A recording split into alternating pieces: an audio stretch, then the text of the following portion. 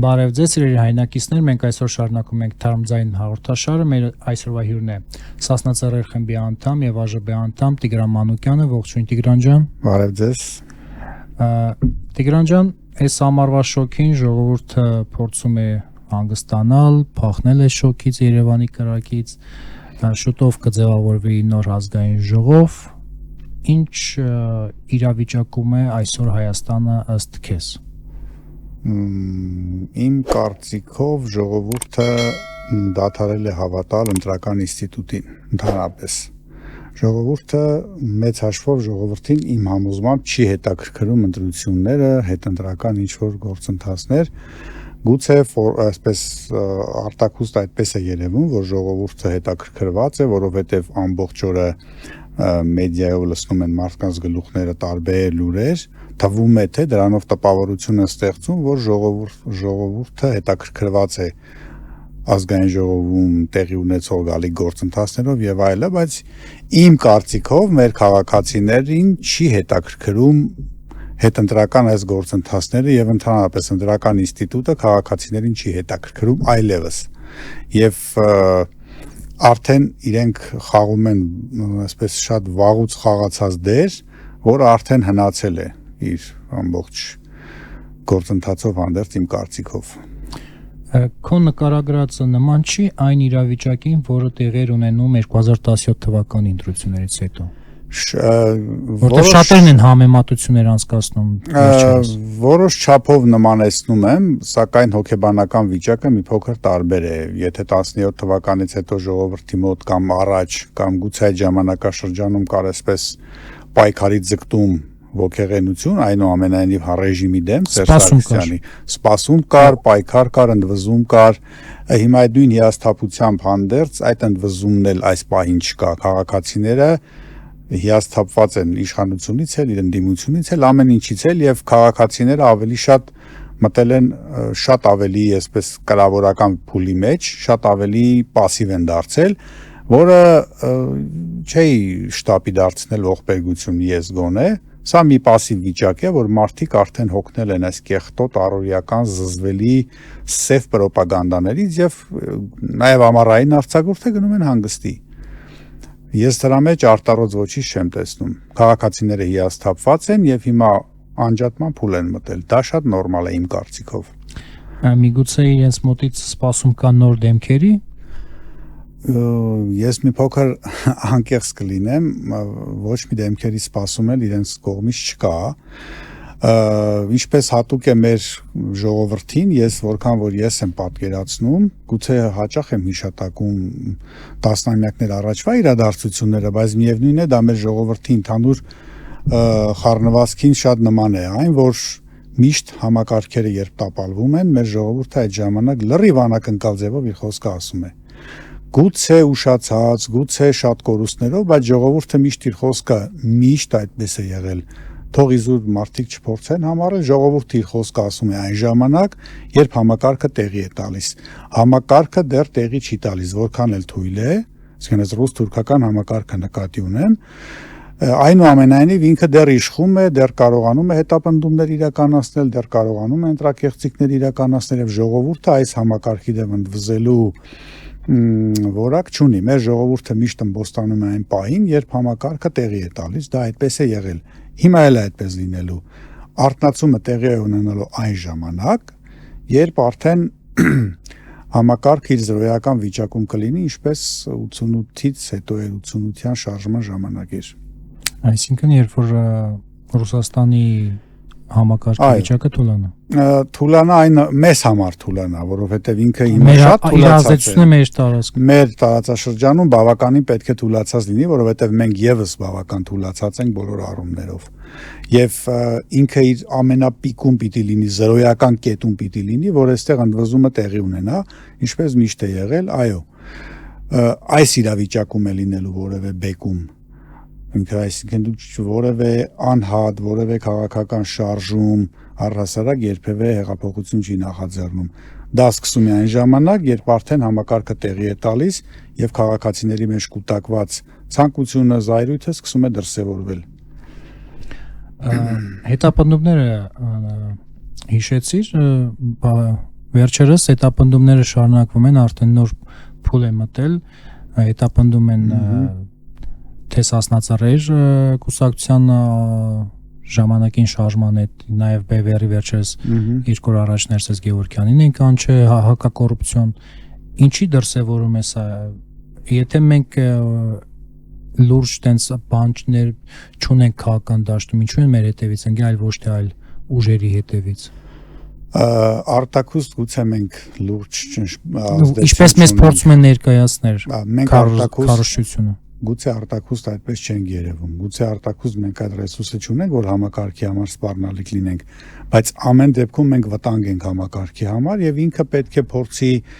մեզ հետապնդել ոչ թե մեզ վախեցնելու համար, այլ մեր հետևորդներին վախեցնելու համար։ Իմ կարծիքով մենք որքան շատ ենք տարածում դա, որ հետապնդում են, ինչքան քաղաքացիների մոտ ավելի վախը շատ է, այսպես գալիս։ Մենք չպիտի շատ խոսենք դրա մասին, օրինակի համար, որովհետև ըստ էության նրանք դա անում են մեր միջավայրին վախեցնելու համար, ոչ թե մեզ։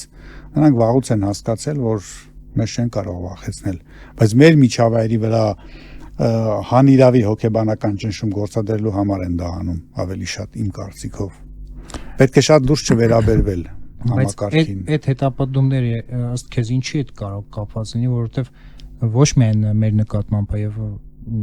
կարող է դա հենց վախի դրսևորումա, որ փորձում են յուրաքանչյուր, որ ռուսերեն ասած բոլոր գայքեքը անպայման պետք է ձգեն, որ հանգած որևէ մեկը դուրս չգա։ Դե ընդհանրապես ասում են արջը իր ահից է ոռնում, այսինքն իրենք շատ լավ հասկանում են, որ իրավիճակը այնքան էլ չեն վերահսկում երկրի ներսում։ Իրենք շատ լավ հասկանում են եւ իրենք գոնե իրենց այդ հին մեթոդները, գոնե այն հին սայլակը ճռռալով գոնե շարժվում է, գոնե ճարահատյալ գնում են այսպիսի քայլերի ակնկալելով, որ կարող են որոշակի վախի մթնոլորտ ստեղծել, բայց որը, ինչպես ես հասկանում եմ, այդքան էլ չի ստացվում իրենց մոտ։ Տնտեսական վիճակն էլ այդքան էլ բարելավ չի, հաշվի առնելով, որ մեր այս իշխանությունների շնորհիվ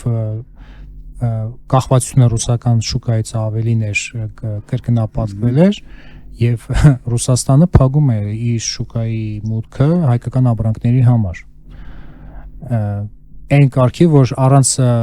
Նիկոլ Փաշինյանին շնորհավորելու, Նիկոլ Փաշինյանը զանգում է Պուտինին, հիշացնում է, որ մենք ԵԱՏՄ-ի կազմում ենք, այսինքն են ենք, բացի խես մեզի բանանում։ Ինքն էր մի քանի շաբաթ առաջ ասում չի լինի։ Գնել է Պուտինի ոտները, խնդրվում է, որ շուկան բացի։ Դե այս շարժումները, որը իրականացնում է Ռուսաստանը, դա էլ զեղումներ է, այսինքն անճարության գործընթաց է, որը եւս համակարգի փլուզման արտահայտության ձև է, այսինքն փլուզումը հատուկ ինչ-որ շենքի պես չի փլուզվում։ Այսպիսի բաներ են տեղի ունենում։ Արգելափակում են շուկան, ապրանքներն են թանկանում, ժողովուրդը ընդվզում է, օրինակի համար չեն կարողանում աշխատավարձներ վճարել, տեսեք, տնտեսապես կախված ենք Ռուսաստանից այն աստիճան, որ այնտեղի երկարատև ցնցումները այստեղի վրա երևալու է։ Սա եւս համակարգի փլուզվելու նշան է։ Եվ այո, դա արվում է, դա ճարահատյալ քայլեր են, ինչ ասեմ։ Իսկ իշխանությունների վայելաձևը ինչպես է, որ վայելաձևը ինքը հնարավորինս փորձում է շողոքորթել աջ ու ձախ իր աթոռը պահելու համար։ Ինքը նպատակ ունի կառավարելի քաոսի մեջ, որը Ռուսաստանն ուզում է այստեղ ստեղծել, հույս ունենալով, որ եթե քաոսը խորանա, կկարողանա կառավարել, իմ կարծիքով,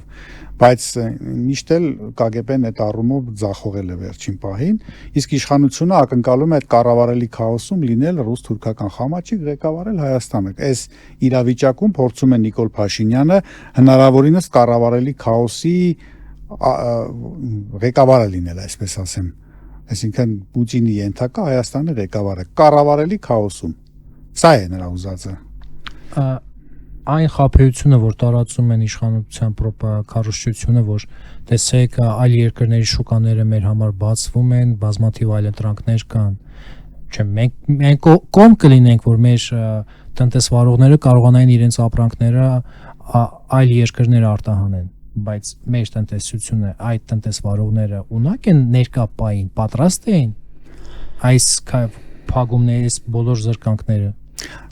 Ես որքանով որ տեղյակ եմ, ընդհանրապես տնտեսության զարգացումը ապրանքներ ներկրելով չի լինում, այլ արտադրությամբ է լինում։ Մենք ընդհանրապես մեր իշխանությունը շատ հեռու է արտադրություն ստեղծելուց, տեսլական ունենալուց,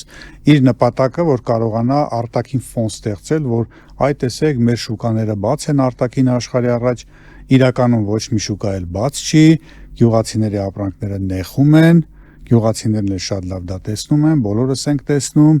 ոչինչ էլ չկա, բայց տեղեկատվական առումով իրանք կարողանում են խաբել ժողովրդին, իբրև թե նոր շուկաներ են բացվում, իրականում ցավոք սրտի պիտի ընդունեն քաղաքացիների մեծ մասը հավատում է նրան, ինչը ասում է պաշտոնական մակարդակով, ցավոք սրտի։ Բայց վաղ թե ուշ իր սառնարանի ապրանքները թանկանալու են։ Այո, վաղ թե ուշ ժողովուրդը որքան էլ մենք հիմա զգում ես, որ մարդիկ չեն ուզում ծայրահեղ վիճակների մեջ ընկնել, չեն ուզում հասարակական քաղաքական նոր ցնցումների ենթարկվել, ոչ մենք ենք ուզում, ոչ ժողովուրդը,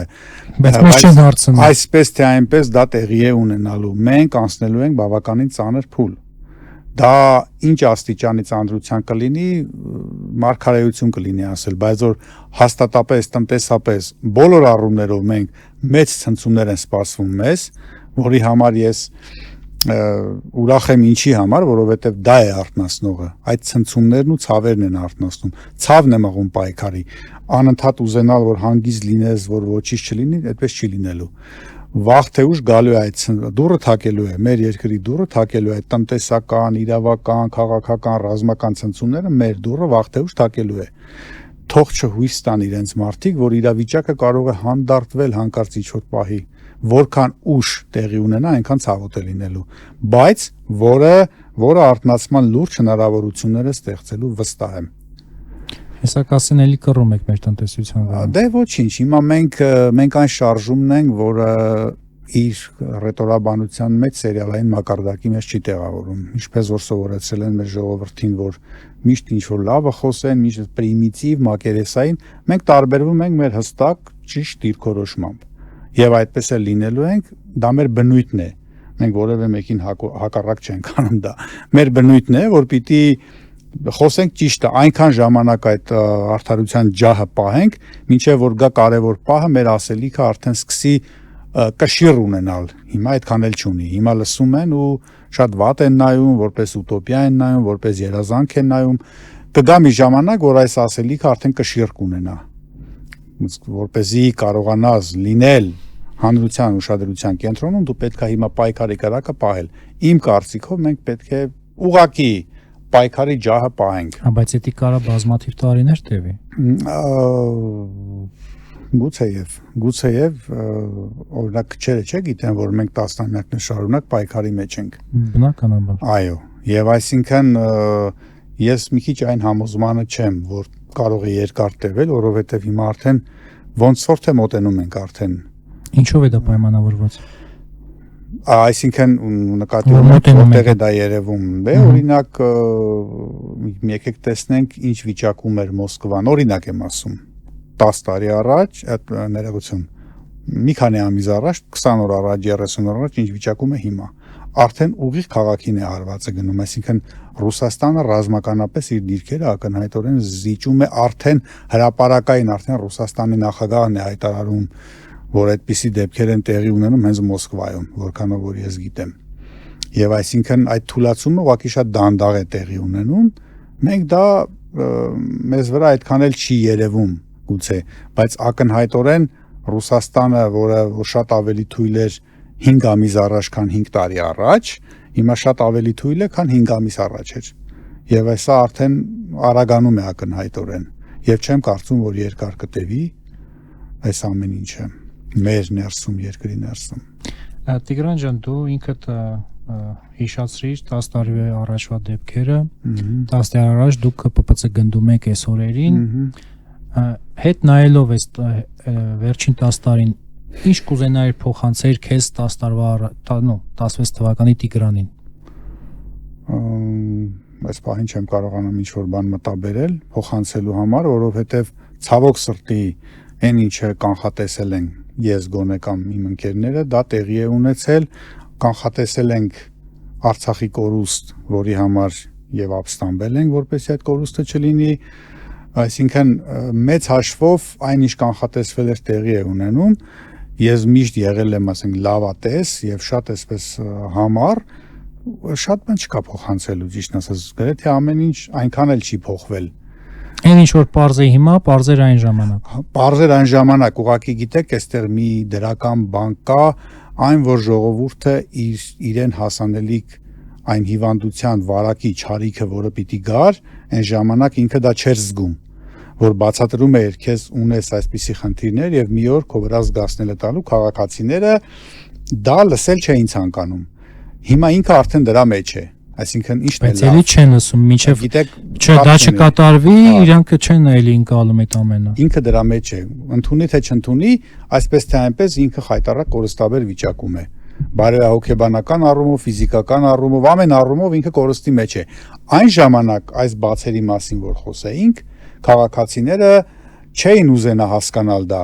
Մի բանը կարող կտային դա շատ ավելի մեծ աղետ էր մեզ համար, ինձ համար գոնե շատ ավելի մեծ ցավ է, երբ ասում ես, որ դու հիվանդանալու ես եւ կարող է մեռնես։ Քաղաքացին սա չէր հավատում սրան։ Ինքը հիմա հիվանդացել է եւ ինքը արդեն գնում է մահվան։ Այսինքն արդեն անձամբ առերեսվում է այդ խնդրին քաղաքացին։ Ուզի թե չուզի արդեն այն ինչ որ ասել ենք տեսնում է։ Դրականը նա է, որ քաղաքացին արդեն հասկանում է իր հետ կատարվածը։ Ուրիշ բան, որ դեռևս ցավոք չի ցանկանում դրա դեմն առնել, բայց արդեն իսկ հասկանում է դա արդեն լավ է, որ ինքը սկսում է այդ ցավը հասկանալ։ Այն ժամանակ ցավի մասին խոսելն էլ էր անիմաստ։ Մենք որպես շարժում քաղաքացու բժշկի դերը կարող ենք ստանձնել։ Մենք որպես շարժում քաղաքացու ցավոտ բժշկի դերը վաղուց ենք ստանձնել, բայց քաղաքացին դեռևս գերադասում է սուտ քաղաքագետների, ոչ, չէ, սուտ քաղաքագետների կեղծ բուժումներին հավատալ, որտեղ ցավոտ դեղեր չեն առաջարկում իրեն առաջարկում են հեշտ մեթոդներ, որ քնի, որ անջատվես ցավը կանցնի։ Մենք առաջարկում ենք ցավոտ վիրահատություն, որը վերջնական փրկություն է։ Եվ մեզ դեռևս անցալ չեն ցանկանում, մեզ լսել չեն ցանկանում, որովհետև մենք մի քիչ ավելի կոշտ վիրահատության կողմնակից ենք, բայց որը վերջնական է բուժում։ Հարցը նրանում է, որ քաղաքացին դեռևս գերադասում է կեղծ դեղերով։ Այդ կեղծ դեղերը, կեղծ քաղաքագետներն են, որոնք ընդդիմության տեսքով, կեղծ քարոզներով խափում են իբր ամեն ինչ այդքան էլ վատ չէ։ Մենք այդ բժիշկն ենք, բայց այդ բժիշկին դեռևս լսել չեն ցանկանում։ Թեև մահամերձ վիճակում են, բայց այդ բժիշկին դեռևս լսել չեն ցանկանում, բայց վաղ թե ուշ կլսեն, վիրահատությունը շատ ցավոտ է լինելու։ Իրենց ինքնամաքրումը շատ ցավով, մեծ ցավերի միջով են ինքնամաքրվելու մեր քաղաքացիները։ Իմ կարծիքով եւ բայց լավ է ուշ կան երբեք ինձ թվում է։ Տիգրան, ինքդ գիտեմ, որ դու աշտարակից ես եւ այնտեղի նույն այդ գյուղացիների հետ բավականին շփում կունեն ասենց երբեմն այս վերջի զարգացումները կապված գյուղմթերքի հետ իրենք էլի բողոքելու ձայն չունեն, չեմ հասկանում։ Թե իրանք էլի համակերպվում են, ասում են դե իշխանությունները ինչ կարող են անել, Ռուսաստանն է էլի մեղավոր։ Որ ասեմ շփումները շատ հաճախակի են, չէ, բայց գյուղացիների մասով մի քիչ կդժվարանամ շատ բան ասել, Մուշեղ ջան, բայց մի բան, որ ես նկատում եմ մեր ժողովրդի մոտ, այդ թվում նաև գյուղացիները, իրենք չեն համարձակվում առերեսվել իրականության հետ։ Իրենք ամեն անգամ իրենց բերքը փչանում է, կառավարությունը ինչ որ խոստումներ է տալիս եւ այդ խոստումները նրանք շատ հանգիստ կարողանում են թաքնվել այդ խոստումների հետևում եւ արդարանալ։ Եվ հետո երբ որ այդ խոստումները չեն լինում, քաղաքացին չի էլ հիշում, որ այդ խոստումները տվել են կամ ուշացրել են կամ չեն կատարել։ Այսինքն այս առումով ժողովուրդը մանիպուլյացիայի մեջ, մանիպուլյացիայի զոհ է, մանիպուլյատիվ տերորի մեջ է ժողովուրդը։ Եվ ինքը իրականությունից էլ փախնում է շատ արագացված տեմպերով եւ գյուղացիները ինչքան էլ տուժեն, միևնույն է, որքան էլ հայհոյեն իշխանությունները ցավոք սրտի գտել են մի ձև, մի փոքր խոստումներ են տալիս եւ գյուղացիները հանդարտվում են։ Տիգրան, իսկ քաղաքական դաշտում իշխանությունները կարող են անցնել բիրտ գործողություններին, այսինքն բոլոր ընդդիմախոսներին նստեցնելով բերդերը։ Եթե տեսնեն, որ իրանք կորցնում են լծակները իրենց։ Քանի որ իշխանությունները նույնիսկ զուգարան սեփական կամքով չեն գնում, եթե իրենց հրահանգեն օրինակ Մոսկվայից կամ Բաքվից, օրինակ, իրենք ամեն ինչ էլ ընդունակ են գնալու, դա նորություն չի էլի ինձ թվում է։ Բայց դա չի լինի այն տրիգերը, որ կարողանա հենց մեծ բողոքի ալիք բարձրացնի։ Եվ թշնամին շատ լավ գիտի, որ դա Տրամադրել կարող է չի որոշակի, այո, թշնամին գիտի, որ դա կարող է որոշակի ալիք բարձրացնել եւ ինքը ավելի խաղաղ մեթոդներով է անում, եթե նկատել եք։ Հետապնդումներ, բայց ոնց որ այդքան էլ շատ չեն, այդքան էլ ուժեղ չեն, ինչպես որ մենք ենք պատկերացնում, զանգվածային ձերբակալություններ չկան։ Նրանք հասկանում են, որ առանց դիմադրության դա պիտի անեն։ Եթե կոշտացնեն, դիմադրությունը կուժեղանա եւ շատ փափուկ մեթոդով էլ անում են։ Լավ, շնորհակալ եմ Տիգրան ջան, բավականին բովանդակալի զրույցի համար։ Ես էլ եմ շնորհակալ։ Մինչ նոր հանդիպում, այսօր այսքան էր հարգելի հայրենակիցներ, մեր այսօրվա հյուրն էր Սասնածառեր խմբի եւ ԱԺԲ անդամ Տիգրան Մանուկյանը։ Մնացեք բևեռի հետ, մինչ նոր հանդիպում։